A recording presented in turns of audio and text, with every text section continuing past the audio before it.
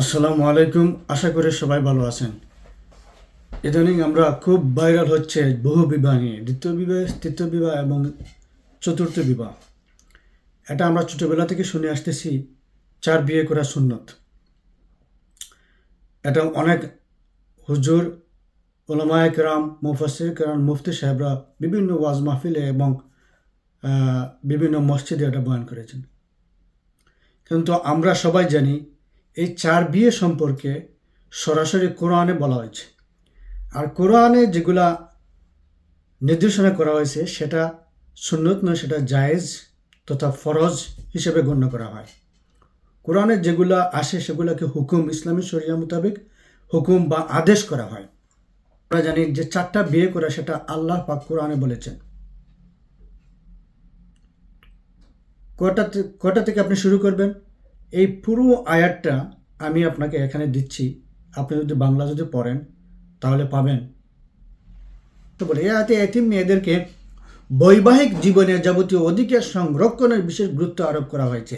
এটাতে আপনার সকলকে বিবাহের কথা বলা হয় নাই, এটা আল্লাহ নিজেই উল্লেখ করে দিয়েছেন। এতিমদের মধ্যে থেকে তোমরা 2টা বিবাহ করো। আল্লাহ বলেন নাই তোমরা অন্য মহিলাদেরকে 2টা বিবাহ করো। আল্লাহ কারকে বলতেছেন, যদি তুমি তাদের ধন সম্পদ দিতে না পারো তাহলে তাদেরকে একসাথে 2টা বিয়ে দিয়ে দাও।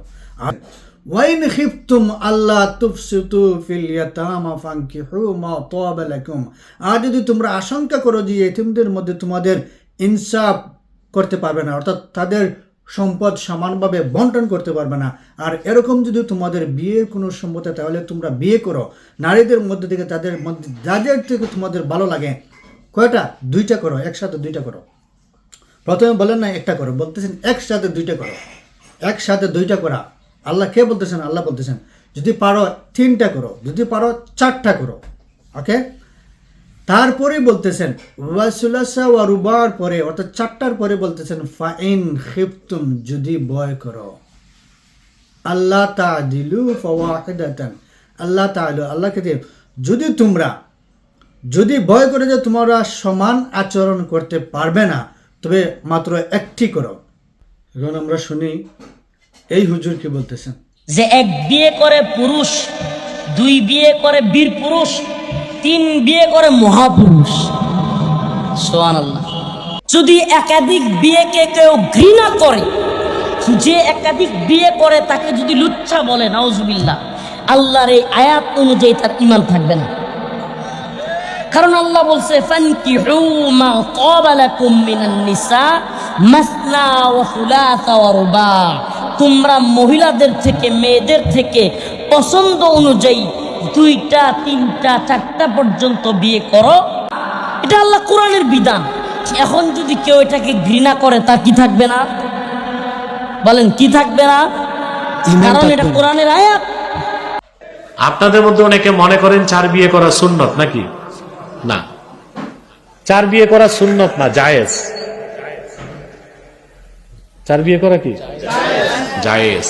আল্লাহ বলেছেন ফানকিহু মা তাবা লাকুম মিনান নিসাই মাসনা ওয়া সুলাসা ওয়া রুবা ওয়া ইন খিফতুম আল্লা তা'দিলু ফাওয়াহিদা, তোমরা তোমাদের পছন্দের স্ত্রীদেরকে বিয়ে করো 2টা, পারলে লাগলে 3টা, পারলে লাগলে 4টা, যদি ইনসাফ করতে পারো বা না ভয় থাকে তাহলে 1টা। আপনারা কি ইনসাফ করতে পারেন? কথা বলেন। একটা নিয়ে তো পারেন না। একাধিক বিবাহ নিয়ে অনেকেই বলে যে একাধিক বিয়ে এটা নিয়ে বাড়াবাড়ি হচ্ছে। আমার আগেও বলে গিয়েছেন, একাধিক বিয়ে বন্ধ করার জন্য বাড়াবাড়ি হচ্ছে। আমার কোনো একজন ছাত্র, সারা দেশে খুব পরিচিত মুখ, রফিকুল ইসলাম মাদানী, সে 2য় বিবাহ করেছে।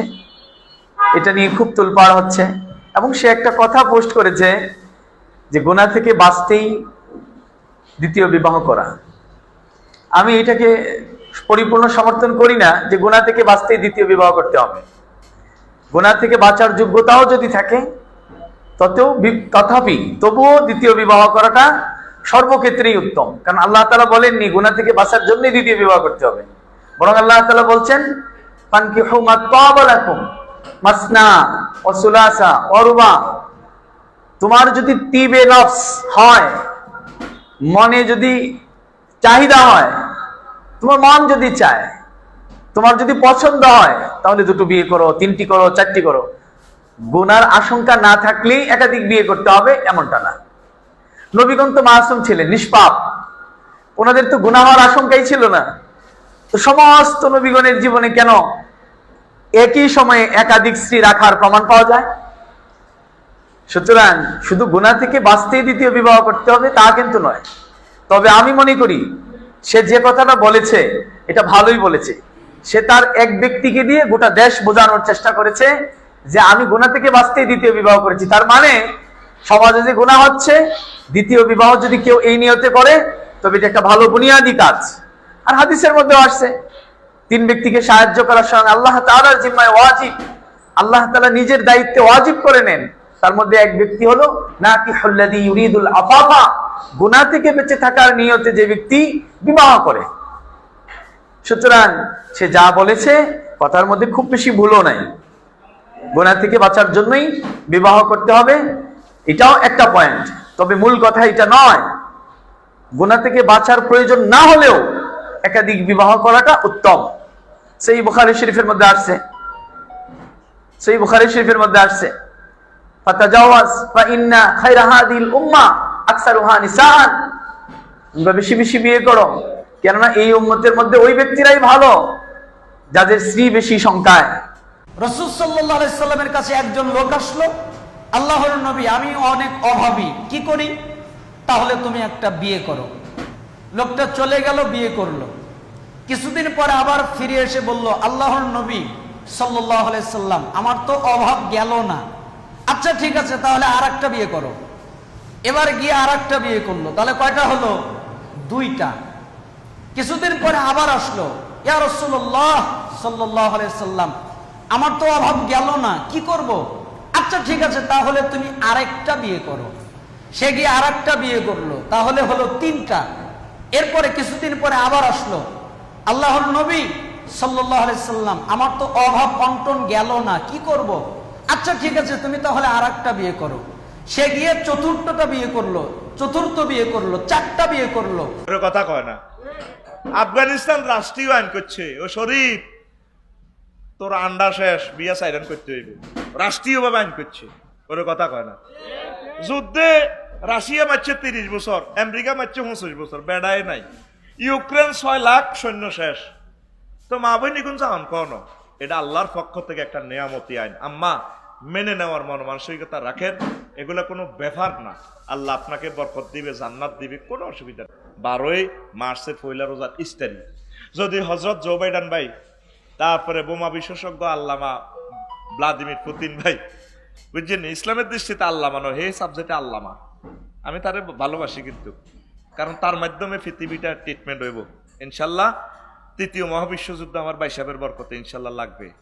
এই যে এখন হামাস, হুতি, হিজবুল্লাহ, আরব বিশ্বের সশস্ত্র 12টা গ্রুপের লোক আমার ভাই সাহেব মিটিং বইছে, মারি দিতে আছে ইহুদির করে কিতা তামা করিয়া লেতে আছে। ভাই 4টা বিয়ে করা সুন্নাত না, 4টা বিয়ে করা সর্বোচ্চ জায়েজ। বিবাহের সর্বোচ্চ সীমানা কি? 4, কিন্তু 4টা করতে হবে সুন্নাত, এমন কোনো কথা নাই। আর নবী করিম সাল্লাল্লাহু আলাইহি সাল্লামের বিবাহের সংখ্যা যেটা, এটা আমাদের জন্য প্রযোজ্য না, এটা তার জন্য স্পেশাল, এটা তার জন্য বিশেষ। আমাদের নবী করিম সাল্লাল্লাহু আলাইহি সাল্লাম এর বহু বিবাহ নিয়ে যারা তার চরিত্রে কালিমা লিখতে চায়, এরা আদতে কুচক্রী। এরপর প্রশ্ন হলো, আমি 6 বছরের দাম্পত্য জীবন ভালোভাবে অতিবাহিত করছি, আমার স্বামী দ্বিতীয় বিয়ে করতে আগ্রহী, যা মানতে আমি নারাজ। আমার স্বামী শারীরিকভাবে অসুস্থ থাকে বেশিরভাগ সময়, এমনকি অর্থনৈতিকভাবে দুর্বল, কারণ তিনি স্টুডেন্ট। মাঝে মাঝে তিনি স্বাবলম্বী হয়ে বিয়ে করতে চান, এমত অবস্থা আমার কি করণীয়? আমি দ্বিধান্বিত, কারণ আমার পক্ষে তার দ্বিতীয় বিবাহ মেনে নেওয়া সম্ভব নয়। আশা করি সমাধান দিবেন। প্রথম কথা হলো, যে সমস্ত মহিলারা দ্বিতীয় বিয়েকে অপছন্দ করেন, ঘৃণা করেন, তাদের ঈমান নিয়ে টানাটানি দেখা দিবে। কারণ দ্বিতীয় বিয়ে করা ইসলামে জায়েজ না নাজায়েজ, যেটাকে আল্লাহ জায়েজ রেখেছেন সেটাকে ঘৃণা প্রকাশ করলে, অপছন্দ করলে ঈমান নিয়ে টানাটানি হবে, আল্লাহর বিধানকে বিদ্রোহ করার শামিল হবে। প্রথম স্ত্রীর অনুমতি ছাড়া বিয়ে করা যাবে কিনা? প্রথম স্ত্রীর অনুমতি ছাড়া বিয়ে করা যাবে কিনা শরিয়ার বিধান যদি জানতে চান, তাহলে শরিয়া, কোরআন হাদিস দ্বিতীয় বিয়ে করার জন্য প্রথম স্ত্রীর অনুমতি নেওয়াটাকে শর্ত দেয় না। কোরআন শরীফে আল্লাহ পাক বলেছেন, আউযু বিল্লাহি মিনাশ শাইতানির রাজিম, বিসমিল্লাহির রহমানির রহিম, ওয়া ইন খিফতুম আল্লা তুফসিতু ফিল ইয়াতামা ফানকিহু মা তাবা লাকুম মিনান নিসাই মাসনা ওয়া সুলাসা ওয়া রুবা। তারপরে আয়াতটা কিন্তু অনেক মানুষে পড়ে না। فَإِنْ خِفْتُمْ أَلَّا تَعْدِلُوا فَوَاحِدَةً أَوْ مَا مَلَكَتْ أَيْمَانُكُمْ ذَلِكَ أَدْنَى أَلَّا تَعْلُوا। ওকে, এর অর্থ হচ্ছে, আজ যদি তোমরা আশঙ্কা করো যে ইয়াতিমদের ব্যাপারে তোমরা ইনসাফ করতে পারবে না, তাহলে তোমরা বিয়ে করো নারীদের মধ্য থেকে যাকে তোমাদের ভালো লাগে, 2টি, 3টি অথবা 4টি। আর যদি ভয় করো যে তোমরা সমান আচরণ করতে পারবে না, তবে 1টি অথবা তোমার ডান হাতে যার মালিক হয়েছে এটি অধিকতর নিকটবর্তী তোমরা জুলুম করবে না। ওকে, আল্লাহ তা'দিলু ফাওয়াহিদাতা, যদি তোমরা ভয় করো সমান অধিকার করতে পারবে না, তাহলে কি বলতেছেন? একটা করো। কিন্তু এই আয়াতটা কেন নাজিল হয়েছিল এটা কেউ বলে না। এই আয়াতের পরিপ্রেক্ষিতে কি ঘটনা ছিল এটাও কেউ বলে না। আমরা এই ঘটনা জানতে হলে এর আগের আয়াতে চলে যেতে হবে। আমরা যদি সূরা শুরুতে পড়ি, এটা সূরা নিসার, আপনি পাবেন সূরা নিসার 3 নম্বর আয়াত। প্রথম নম্বর আয়াতে যদি আল্লাহ বলেন, বিসমিল্লাহির রহমানির রহিম, ইয়া আইয়ুহান নাসু তাকু রাব্বাকুমুল্লাযী খালাকাকুম মিন নাফসিন ওয়াহিদাতিন ওয়া খালাকা মিনহা যাওজাহা ওয়া বাসসা মিনহুমা রিজালান কাসীরান ওয়া নিসা ওয়াত্তাকুল্লাহাল্লাযী তাসাআলুনা বিহিল আরহাম ইন্নাল্লাহা কানা আলাইকুম রাকীবা। আল্লাহ এখানে বলতেছেন, হে মানুষ, ইয়া আইয়ুহান নাস, ইয়া আইয়ুহাল মুমিনিন বলেন নাই, হে ইমানদারগণ বলেন নাই, হে ইয়া আইয়ুহাল মুসলিমিন, হে মুসলমানগণ বলেন নাই, ইয়া আইয়ুহান নাস, সমগ্র মানব জাতিকে বলতেছেন, ইত্তাকু রাব্বাকুম, তোমরা কি করো? তোমাদের রবকে ভয় করো। ভয় করো তোমাদের রবকে। কাকে? তোমাদের রবকে, আল্লাহকে ভয় করো, যিনি তোমাদেরকে সৃষ্টি করেছেন। আল্লাযী খালাকাকুম মিন নাফসিন ওয়াহিদাতিন, যিনি তোমাদেরকে সৃষ্টি করেছেন এক নফস থেকে, একটা মানুষ থেকে, একটা আত্মা থেকে। তিনি কে ছিলেন? হযরত আদম আলাইহিস সালাম ছিলেন এবং বিবি হাওয়া ছিলেন। এক আত্মা থেকে, এক নফস থেকে তোমাদেরকে, তো হৃদয় থেকে তোমাদেরকে সৃষ্টি করেছেন। আর তা থেকে সৃষ্টি করেছেন তার স্ত্রী এবং তাদেরকে ছড়িয়ে দিয়েছেন বহু পুরুষ ও নারী। ওকে, এর অর্থ হচ্ছে ওয়া খালাকা মিনহা যাওজাহা, আর তার থেকে তার স্ত্রীকে সৃষ্টি করেছেন। ওয়াবাসসা মিনহুমা রিজালান কাসীরান ওয়া নিসা, অর্থাৎ তার থেকে তিনি বহু পুরুষ এবং নারী সৃষ্টি করেছেন। ওয়াত্তাকুল্লাহাল্লাযী তাসাআলুনা বিহি, আর তোমরা আল্লাহকে ভয় করো যার মধ্যে তোমরা এক অপরের কাছে চেয়ে থাকো। আর ভয় করো রক্ত সম্পর্কিত আত্মীয়দের ব্যাপারে, নিশ্চয়ই আল্লাহ তোমাদের পর্যবেক্ষক। আর আল্লাহ কি বলতেছেন? আল্লাহ বলতেছেন তুমি ভয় করো কাকে? ওয়াত্তাকুল্লাহাল্লাযী তাসাআলুনা বিহি ওয়াল আরহাম, যারা তোমরা রক্ত সম্পর্কিত আত্মীয়দেরকে ভয় করো, তাদেরকে কি করো না? জুলুম, নির্যাতন, অভিশপ্ত করো না। তাদেরকে তোমরা কি করো? তোমরা আত্মীয় সম্পর্কের ব্যাপারে ভয় করো, তাদেরকে তোমরা নমনীয়তা করো, তাদের সাথে ভালো সম্পর্ক করো। এটা হচ্ছে ভয় করা। আমরা কি এটা করি? কেউ করি না। 100 মধ্যে 99% মানুষ এগুলো করে না, যেগুলো আল্লাহ আগের আয়াতে বলতেছেন। ওকে, এই আয়াত দ্বারা পারস্পরিক সম্পর্ক অন্যের অধিকার সংক্রান্ত বিধান জারি করা হয়েছে। যেমন ইয়াতিমদের অধিকার, আত্মীয় স্বজনের অধিকার, স্ত্রী অধিকার প্রভৃতির কথা বলেছে। উল্লেখযোগ্য হক্কুল ইবাদত, অন্যের অধিকারের সাথে সংশ্লিষ্ট এমন কতগুলো অধিকার রয়েছে যেগুলো সাধারণত দেশের প্রচলিত আইনের আওতায় পড়ে এবং আইন প্রয়োগের মাধ্যমে তা কার্যকর করতে হয়। সাধারণ ব্যবসা বাণিজ্য, ক্রয় বিক্রয়, ভাড়া, শ্রম, মজুরি, সব কিছু যা আছে, আপনার সন্তান সন্ততি, পিতামাতা, স্ত্রী, আত্মীয় স্বজন যা আছে, সবগুলোর আপনি কি করতেছেন? হক অধিকার দিবেন। তারপরে এতে যদি আমরা চলে যাই, ওকে, وَآتُوا الْيَتَامَى أَمْوَالَهُمْ وَلَا تَتَبَدَّلُوا الْخَبِيثَ بِالطَّيِّبِ وَلَا تَأْكُلُوا أَمْوَالَهُمْ إِلَى أَمْوَالِكُمْ إِنَّهُ كَانَ حُوبًا كَبِيرًا। এই আয়াতটা কিন্তু পড়ে না, এর পরে আয়াতে বিবাহ আয়াত, এটা নিয়ে সবাই লাফালাফি করে। আর বলতেছেন আল্লাহ, আর তোমরা ইতিমদেরকে তাদের ধন সম্পদ দিয়ে দাও এবং তোমরা অপবিত্র বস্তুকে পবিত্র বস্তু দ্বারা পরিবর্তন করো না এবং তাদের ধন সম্পদ তোমাদের ধন সম্পদের সাথে খেও না, নিশ্চয় তা বড় পাপ। আল্লাহ বলতেছেন ওয়া আতুল ইয়াতামা আমওয়ালাহুম, আল্লাহ কি বলতেছেন? আল্লাহ বলতেছেন ওয়া আতুল ইয়াতামা আমওয়ালাহুম, তোমরা এতিমদের মাল তোমরা কি করো না, খাইও না, বক্ষণ করো না। এটা কি আমরা করি না? আমরা সবাই এতিম যারা হয় তাদেরকে আরো ভালো মনে করি। মা বাবা মরে গেছে, তাদের ধন সম্পত্তি এখন আমারই আপন আত্মীয় স্বজন আছে, আমি দেখেছি তাদের হয়তো বাবা নাই, বাবা মারা গেলে তো আমরা এতিম, তাদেরকে এতিম আমরা বলি, তাদেরকেই ধন সম্পদ দেওয়া হয় না। তো এরকম হাজার হাজার ঘটনা নয়, লক্ষ লক্ষ ঘটনা নয়, আমাদের মধ্যে 100-র মধ্যে 99% ঘটনা এরকম আছে। আমরা এতিমদের ব্যাপারে খুবই অথচ আল্লাহ কোরআন শরীফে বলতেছেন ওয়া আতুল ইয়াতামা আমওয়ালাহুম, তোমরা এতিমদেরকে তাদের ধন সম্পদ দিয়ে দাও। কি করতেছেন? আল্লাহ অর্ডার দিতেছেন দিয়ে দাও। অর্ডার মিনস কি? হুকুম করতেছেন। না দিলে বলতেছেন না দিলে, এই এতিমদের মাল না দিলে যে শরিয়ায় যে আইন, এটা আছে কিনা আমি জানি না, বাংলাদেশেও এটা আছে কিনা জানি না, যদি তাকে তার কার্যকর হয় না।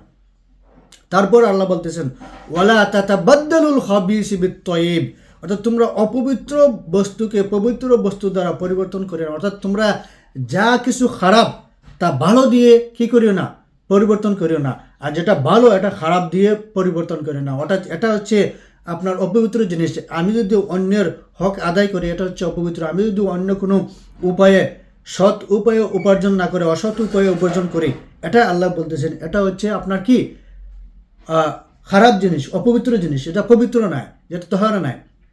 এটা দিয়ে কি বলতেছেন? খাবিস। আমরা খবিস শব্দের তো আমরা খবিসের করে খবিস শব্দের অর্থ হলো অপবিত্র, খবিস শব্দের অর্থ হলো অন্য একটা ভাষা হচ্ছে দুষ্ট। এই দুষ্ট জিনিস চক্র দ্বারা আপনি কি করবেন না, পবিত্র জিনিসকে পরিবর্তন করবেন না। তাদের ধন সম্পদ তোমাদের ধন সম্পদ খেয়েও না।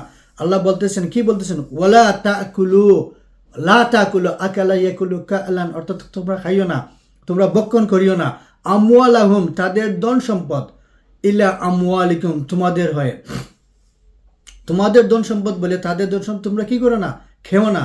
ইন্নাহু কানা হুবান কাবীরা, নিশ্চয় তা বড় পাপ। নিশ্চয় আল্লাহ কি বলতেছেন? এটা সবচেয়ে বড় পাপ। কোনটা বড় পাপ?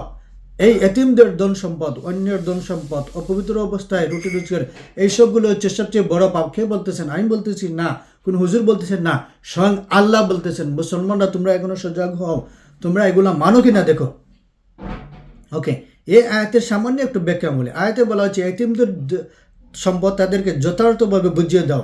আরবি ইয়াতিম শব্দের অর্থ হচ্ছে নিঃসঙ্গ। একটি জুনুকের মধ্যে একটি মাত্র মুক্তা জন্ম নেয়, তখন ইয়াতিম নিঃসঙ্গ মুক্ত বলা হয়। ইসলামী পরিভাষায় সেই সন্তানের পিতা ইন্তেকাল করে তাকে এতিম বলা হয়।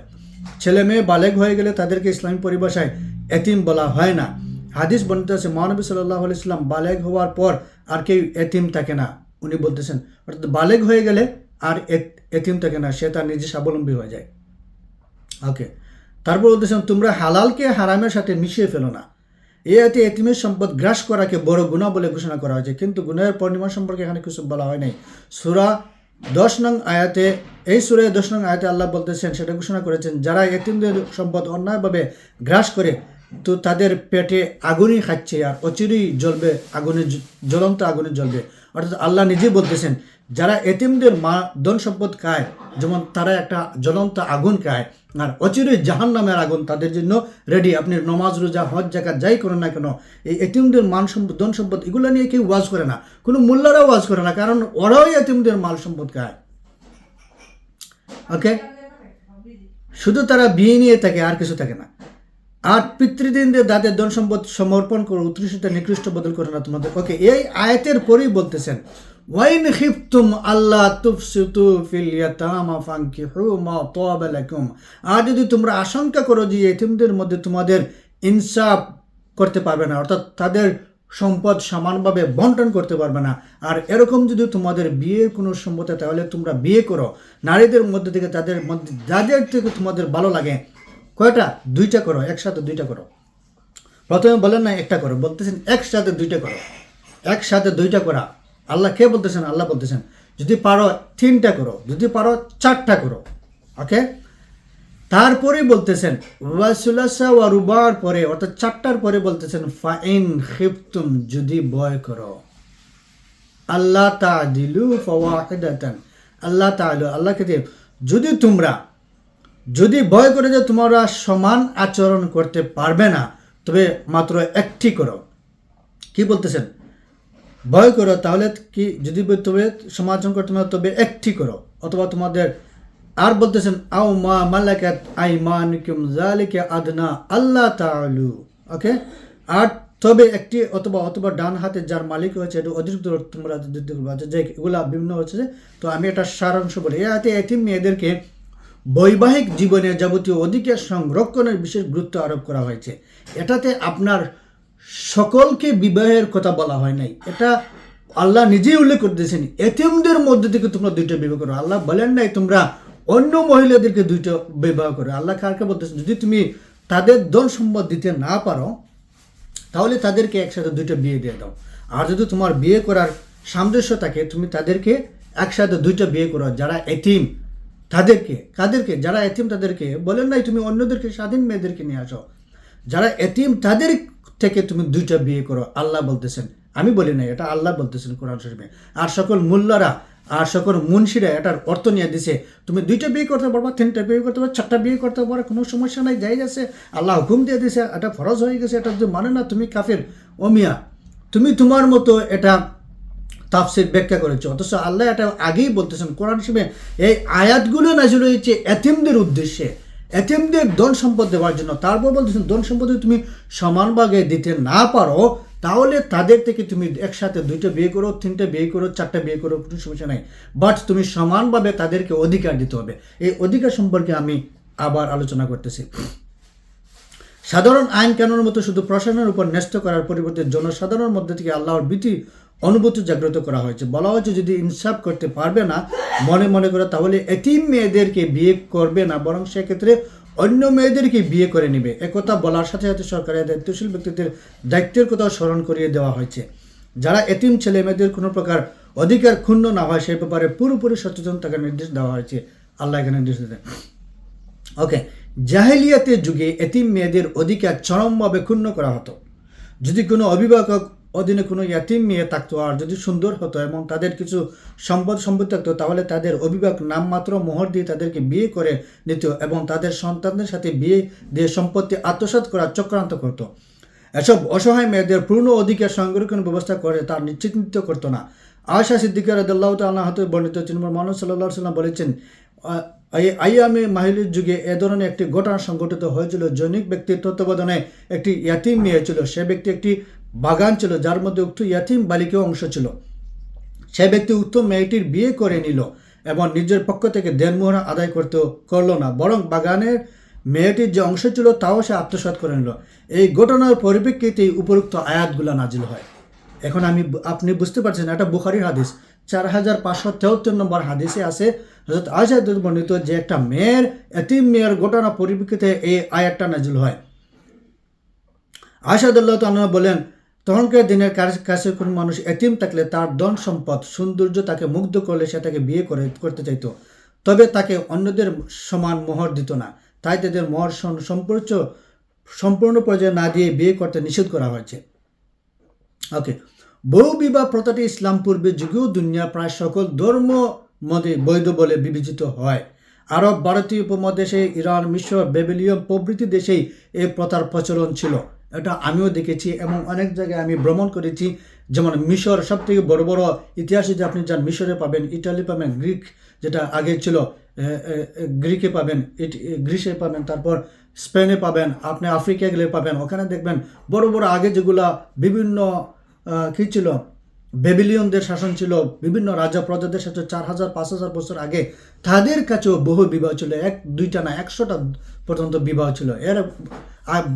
এর বিষয়েও মানুষ করেছে। বহু বিবাহ প্রয়োজনীয়তার কথা বর্তমান যুগে স্বীকৃত। বর্তমান যুগে ইউরোপে এক শ্রেণীর চিন্তাবিদ বহু বিবাহ রহিত করার জন্য তাদের অনুসারে উদ্বুদ্ধ করে আসছেন বটে, কিন্তু তার কোনো সুফল হয়নি, বরং তাদের সমস্যা আরও বৃদ্ধি পেয়েছে। ওকে, এটা পরে কোনো লাভ নেই। আলোচ্য আয়াতে একাধিক অর্থাৎ 4 জন স্ত্রী গ্রহণ করার সুযোগ অবশ্য দেওয়া হয়েছে। অন্যদিকে 4 পর্যন্ত কথাটি আরোপ করে ঊর্ধ্ব সংখ্যক কোনো স্ত্রী গ্রহণ করতে পারবে না, বরং তাও সম্পূর্ণ নিষিদ্ধ, তাও ব্যক্ত করে দিয়েছে। ইসলাম পূর্ব যুগে কারো 10টি পর্যন্ত স্ত্রী থাকতো, ইসলাম এটাকে 4-এর মধ্যে সীমাবদ্ধ করেছে। কায়েস ইবনে হারেস বলেন, আমি যখন ইসলাম গ্রহণ করি তখন আমার স্ত্রীর সংখ্যা ছিল 8। রাসূলুল্লাহ সাল্লাল্লাহু আলাইহি ওয়াসাল্লাম এর কাছে আসলে তিনি আমাকে বললেন, এর মধ্যে থেকে 4টি গ্রহণ করে নাও, বাকি সবগুলো ছেড়ে দাও। পবিত্র কোরআনে 4 জন স্ত্রীর কথা বৈধ ঘোষণা করা হয়েছে এবং সাথে সাথে এও বলে দেওয়া হয়েছে যে তোমরা তাদের মধ্যে সমতা বিধান তথা ন্যায় বিচার করতে যদি না পারো তবে মাত্র একটি করবে, একটির উপর নির্ভর করবে। এতে বোঝা যাচ্ছে একাধিক বিয়ে ঠিক তখনই বৈধ হতে পারে যখন শরীয়ত মোতাবেক সবার সাথে সমান আচরণ করা হবে, তাদের সমান অধিকার সমানভাবে সংরক্ষণ করা হবে। এ ব্যাপারে অপারগ হলে এক স্ত্রীর উপরই নির্ভর করতে হবে, এটা ইসলামের নির্দেশ। রাসূলুল্লাহ সাল্লাল্লাহু আলাইহি ওয়াসাল্লাম একাধিক স্ত্রীর বেলায় সবার সাথে পরিপূর্ণ সমতার ব্যবহার করার বিশেষ তাগিদ দিয়েছেন, যারা খেলাপ করবে তাদের জন্য কঠিন শাস্তির খবর দিয়েছেন। ওকে, কোনো এক স্ত্রীর প্রতি যদি তোমরা আন্তরিক আকর্ষণ বেশি হয়ে যায় তবে সেটা তোমার সাধ্যত্ব ব্যাপার নয় বটে, কিন্তু এক্ষেত্রে অন্যজনের প্রতি পরিপূর্ণ উপেক্ষা প্রদর্শন করা জায়েজ হবে না। সূরা আন-নিসার এতে ইনসাফপূর্ণ ব্যবহার করতে বলা হয়েছে। ওকে, আমি এখন তাহলে বলি সমতা কাকে বলে। ধরেন আপনার এখন অনেক বিবাহ করেছেন, ইসলামীতে 4টা বিবাহ আপনাকে জায়েজ করছে, আপনি 4টা বিবাহ করছেন। আপনি এখন 4টা বিবাহের জন্য 4টা ঘর রাখতে হবে, 4টা বাড়ি আমি ধরলাম না, 4টা বাড়ি 4টা ঘর রাখতে হবে। আপনি 4 জনের জন্য সমান ভাগে সমান অধিকার করতে হবে। একজনকে যদি আপনার মন থেকে বেশি ভালোবাসেন, আরেকজনকে যদি কম ভালোবাসেন, তাহলে সেটা সমান অধিকার কিভাবে হবে? এক, আপনি সংসার করলেন সব কিছু, একই স্ত্রীর সাথে আপনি সারা সপ্তাহে থাকলেন, বাকি স্ত্রীরা আপনার দিকে থেকে থাকলো, তার সাথে আপনি মেলামেশা করলেন না, তার সাথে চলাফেরা করলেন না, তাহলে এটা কি সমান অধিকার হলো? পৃথিবীর কোনো মানুষ 99% মানুষ বলতে পারবে না সে বহু বিবাহ করে তার সকল স্ত্রীর সাথে সমান অধিকার হিসেবে সে রেখেছে অথবা তার পরিবার মোটামুটি সুখে আছে। কোনো মহিলাই প্রায় 90% আমি ধরলাম, 10% ধরলাম তারা ধরেন ইসলাম মানে তারা মেনে যায়, বাকি 90% মহিলাই মানবে না যে আমার সতীন হোক, অর্থাৎ আরেকজন আমার স্বামী আরেকজন স্ত্রীকে নিয়ে আসুক আমার সাথে সংঘর্ষ করার জন্য অথবা আমার সাথে সংসার করার জন্য, এটা কেউ মানবে না। কারণটা অনেক আছে, এর মধ্যে সবচেয়ে যে বড় কারণ হচ্ছে একজন মানুষ আরেকজন মানুষকে যে ভালোবাসা সৃষ্টি হয় সেটা দুজনের প্রতি হয়, যে সময় 3 জন হয়ে যায় সেটা ভাগ হয়ে যায়। দেখেন আপনার ছেলে মেয়েদের সবারই প্রতি আপনার ভালোবাসা আছে, কিন্তু আপনার বহু ছেলে মেয়ে যখন হয়ে যায়, 3-4 জন ছেলে মেয়ে হয়ে যায়, তখন একবারে আপনার মন থেকে বলতে পারবেন না খুব সমানভাবে আপনি সবাইকে ভালোবাসেন, কারণ সবার আচরণ সমান হয় না, সবার ব্যবহার সমান হয় না, সবার শিক্ষা দীক্ষা সমান হয় না, সবার আপনার প্রতি যে মায়া মহব্বত সেটাও সবার সমান হয় না। কেউ হয়তো খুব ভালো ব্রিলিয়ান্ট, তাকে আপনি একটু বেশি ভালোবাসবেন। কেউ আপনার শিক্ষিত নয়, সে কিছু বুঝে না, সে পাগল টাইপের, তাকে আপনি একটু সাইডে রাখবেন। কেউ ধরেন মোটামুটি বুঝে, তাকে আপনি একটু মিডল রাখবেন। এই যে ভালোবাসার ভেদাভেদ, এটা কি সমানতালে হলো না? হলো না। তো ঠিক তদ্রুপ আপনি যে সময় 4টা বিয়ে করবেন, 4টা বিয়ে আপনি সমানতালে কীভাবে রাখবেন? কারণ একজনকে আপনি মারবেন, ইসলামে তো বিভিন্ন হাদিসে আছে আপনি স্ত্রীকে প্রহার করতে পারেন, সব কিছু মধ্যে যদি আপনি প্রহার করেন, মারেন, সব কিছু করেন, তাহলে এটা সমান অধিকার কীভাবে হলো?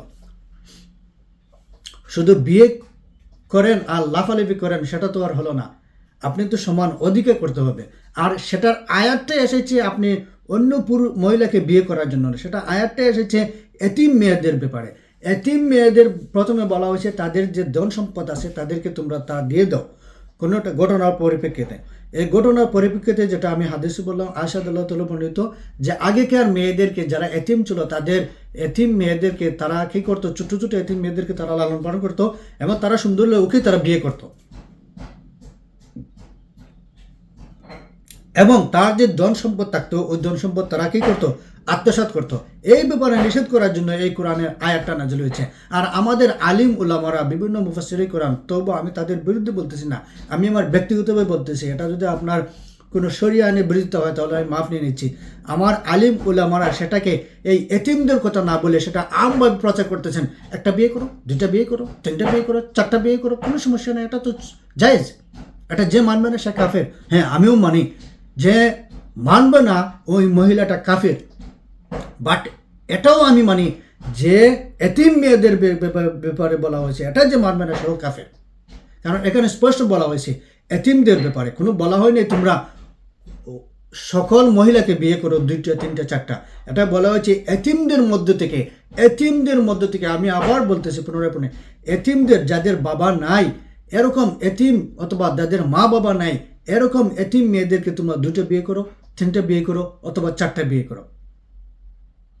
স্বাধীন মেয়েদেরকে বলা, স্বাধীন মধ্যে বলতে কি তার বাবাও আছে মাও আছে, এরকম মেয়েদেরকে বলা হয় নাই। আমরা যারা বড় বড় হুজুর, মুফাসসিরে কেরাম, বড় বড় শায়েখ আছেন, তাদেরকে আপনি ভালোভাবে জিজ্ঞাসা করুন, অথবা আপনার যদি চোখ থাকে, আপনার যদি মোটামুটি পড়ালেখা থাকে, আপনি যেহেতু এটা শুনতেছেন, আপনি তাদেরকে জিজ্ঞাসা করার প্রয়োজন নাই। আপনি অনেক হাদিস আছে, অনেক বাংলা কিতাব আছে, হাজার হাজার অ্যাপস আছে, অ্যান্ড্রয়েড আছে, আইফোনে আছে, সব কিছু আছে। আপনি ওখানে অ্যাপসগুলো ডাউনলোড করুন, অর্থ সহ পড়ুন। আপনি ChatGPT এখন মানেন, ChatGPT পড়েন, জিমিনি দেখেন, জিমিনিকে ট্রান্সলেট করতে বলে এই আয়াতটায় কি বলা হয়েছে, এই আয়াতটার অর্থটা শুধু আপনি পড়েন। আপনি যদি একটু আপনার যদি একটু মাথার মগজের মধ্যে গিলা থাকে, তাহলে আপনি বুঝতে পারবেন এই আয়াতে বলা হয়েছে এতিমদের ব্যাপারে, এই আয়াতে বলা হয় নাই সাধারণ কোনো নারীর ব্যাপারে। এই আয়াতে বলা হয়েছে এতিমদের মধ্য থেকে তোমরা দুইটা তিনটা চারটা বিবাহ করো। তারপর বলা হয়েছে ফাইন খিফতুম আল্লাহ তাআদুলু, যদি তোমরা সমানভাবে সমান বন্টন করতে না পারো, তাহলে এতিমদের মধ্যেও তোমরা আর দুইটা তিনটা বিয়ে করো না, একটা নেই, শান্তিতে থাকো, সুখে থাকো। আর কি মোল্লারা কি খুশি হয়েছে, অনেক লাফালাফি করতেছে।